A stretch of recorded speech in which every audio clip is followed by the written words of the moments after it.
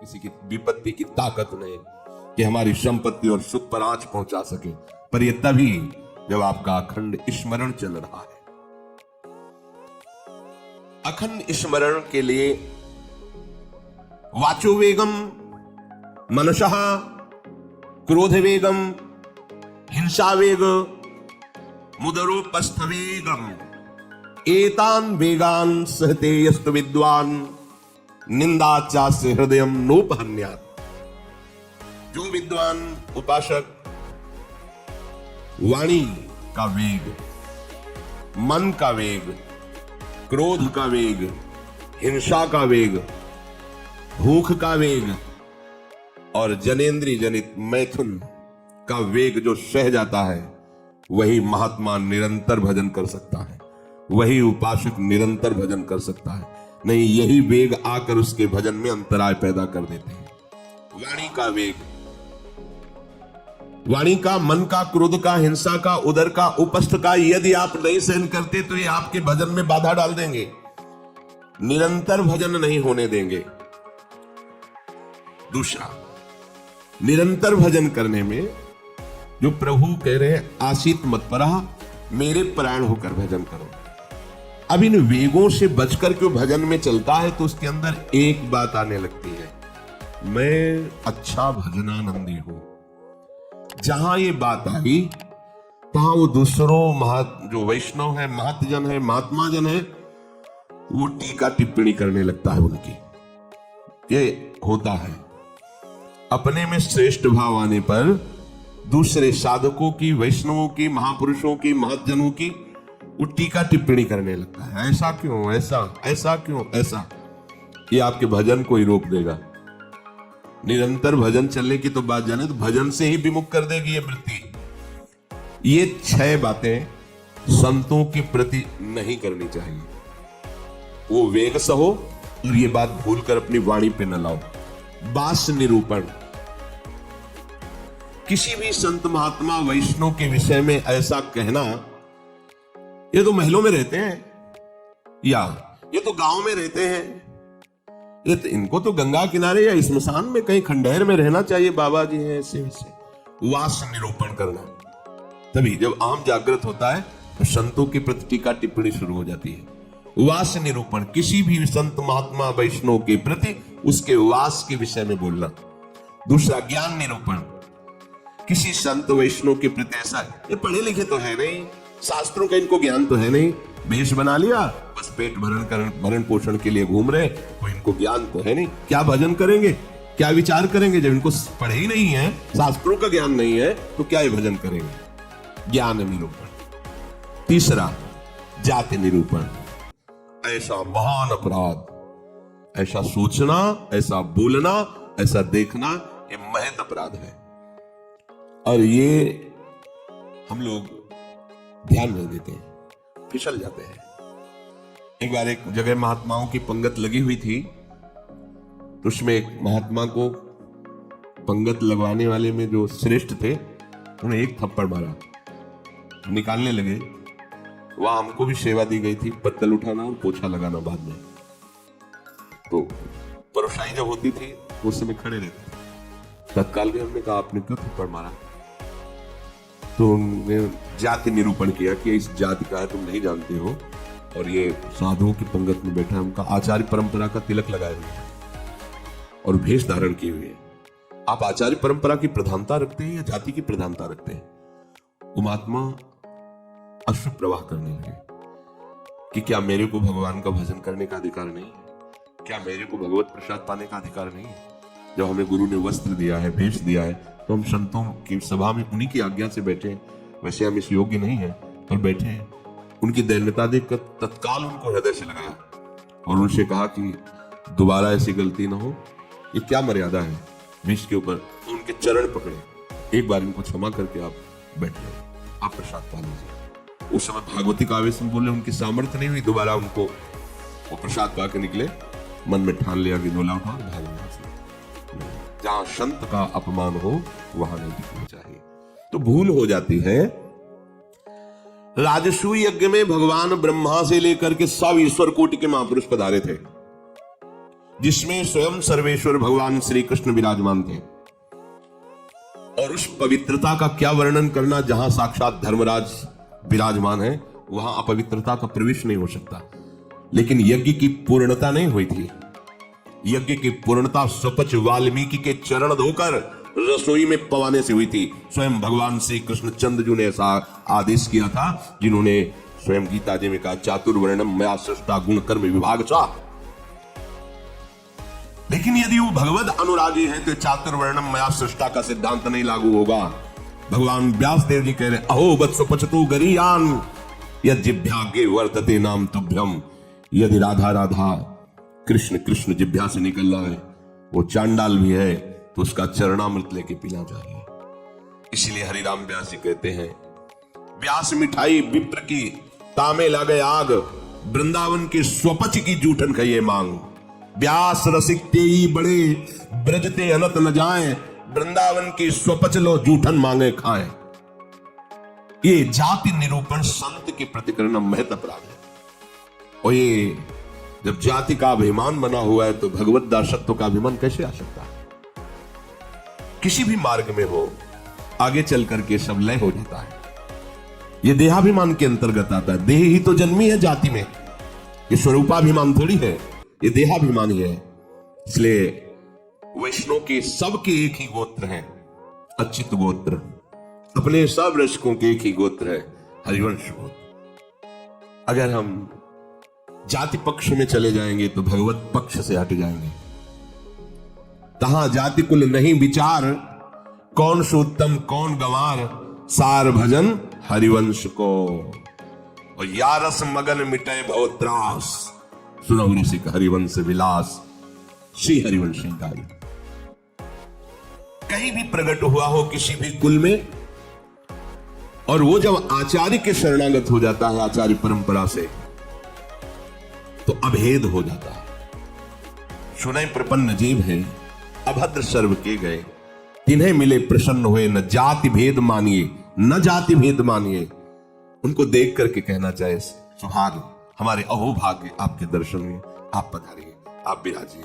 और जैसे अपने पूज्य जनों का स्वागत किया जाता है, ऐसे मन में भी नहीं आना चाहिए कि ये अमुक जाति का संत है, इसके पैर कैसे छुए, इसका चरणामृत के। अगर ऐसा तो आपका भजन बाधित हो जाएगा। जाति निरूपण, यही गलती हो गई थी दंडकारण्य के ऋषियों से श्री माता सबरी की प्रति। एक तो स्त्री जाति और दूसरी भीलिनी। कैसे हम वहां ब्रह्म ऋषियों के बीच में बड़े बड़े कीड़ा पड़ गए थे, सरोवर के जल का प्रयोग नहीं कर सकते थे, सब अशांत थे। और भगवान श्री राम ने माता सबरी को सौभाग्य दिया ऐसा जो ब्रह्म ऋषियों को भी नहीं मिला। इसलिए कभी किसी संत के जाति निरूपण न करें। ये बिल्कुल देखो, हम सब प्रभु के अंश हैं। कर्म के अनुसार शरीर में आए, कर्म के अनुसार कुल में जन्मे, लेकिन हमको लेके थोड़ी बैठना है।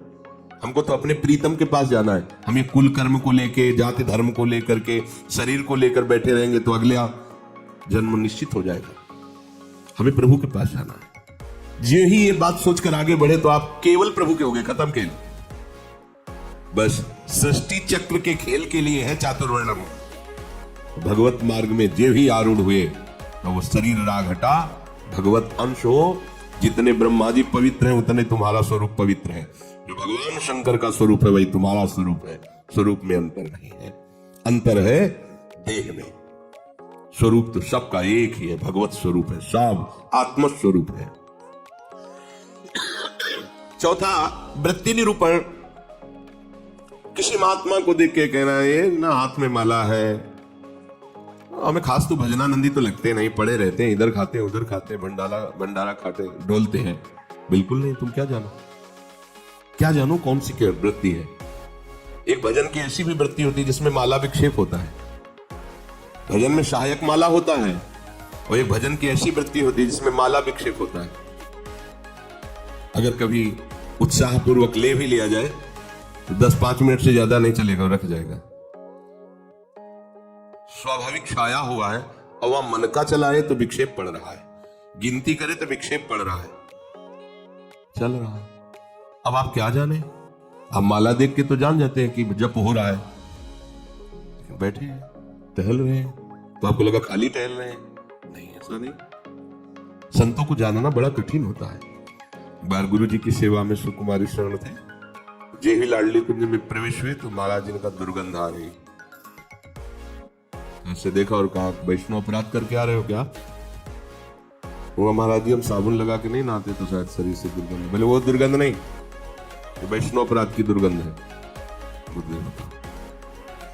महाराज जी सावधान रहते, कोई वैष्णव अपराध को नहीं हमें महसूस हो रही है। आप पहले वहीं खड़े रहिए, बताइए क्या वैष्णव अपराध किया है। भजन का क्या प्रभाव होता है, बहुत सूक्ष्म है, बहुत सूक्ष्म। महापुरुषों के हृदय से ही पता चलता है ना। प्रारंभ में था तो पंडित बाबा की वाणी पढ़ी तो तन्मयता एकदम पंडित बाबा में हुई।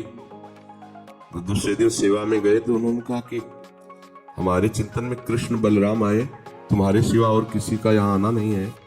तो कहा हमारा जी पंडित बाबा का चरित्र पढ़ रहे तो एकदम उसमें तन्मयता एकदम, हाँ तभी आया।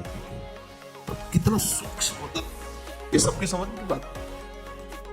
परिक्रमा दे रहे थे जगन्नाथ बाबा की, दोपहर में देखा महाराज जी गए, देखा तो अप्सरा कुंड में ध्यानस्थ एक वृक्ष के नीचे बैठे।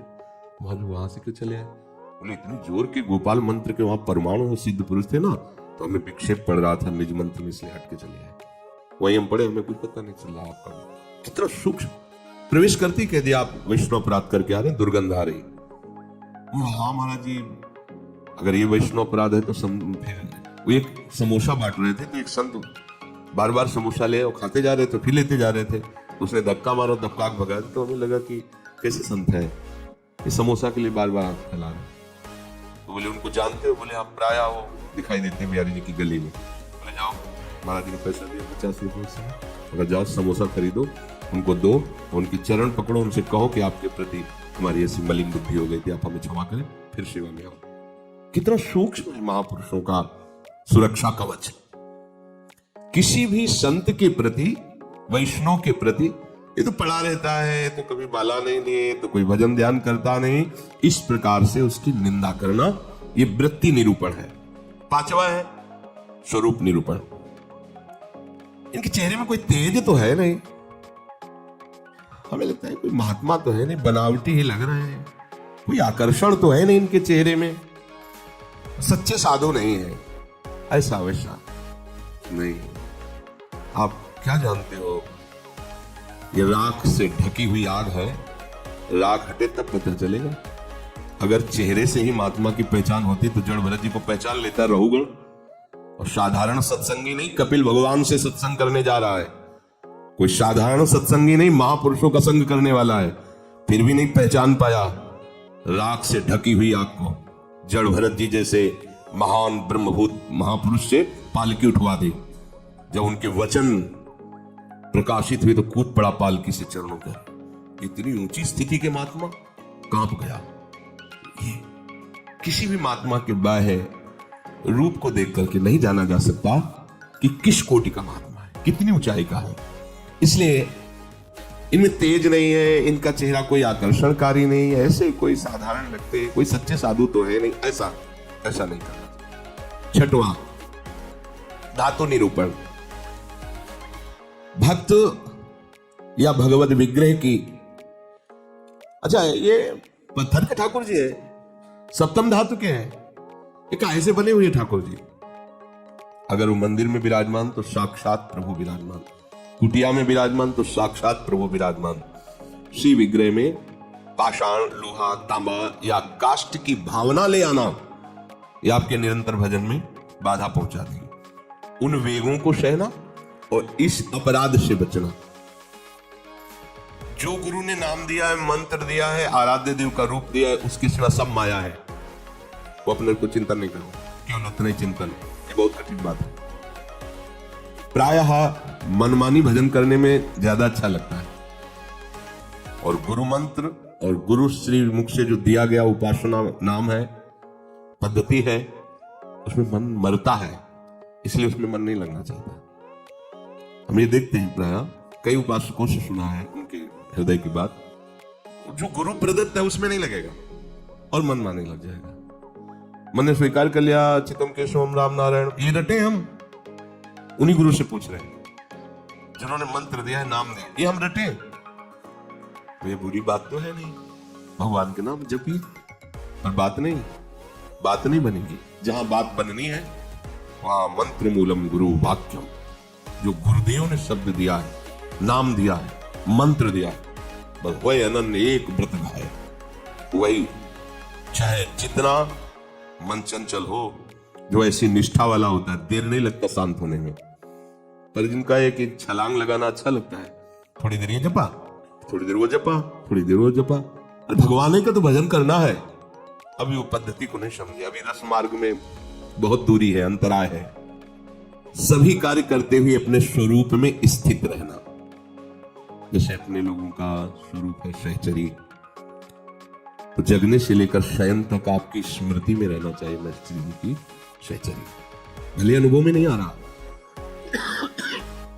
आपको सहचरी बप्पू का अनुभव नहीं हो रहा, पर हम हैं, मान लेना। जैसे अपने को अनुभव नहीं था हम किस कुल में जन्मे हैं, पर माता पिता किसी ने तो सिखाया होगा कि तुम पंडित हो, ब्राह्मण हो, बैठ गया ना दिमाग में। उन्होंने लिखा है क्या ब्राह्मण कहीं, और बैठ गया पंडित घर के जन्म है हमारा।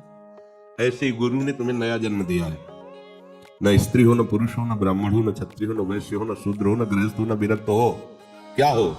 श्री जी की प्रिय सखी हो तुम। स्वीकार करो।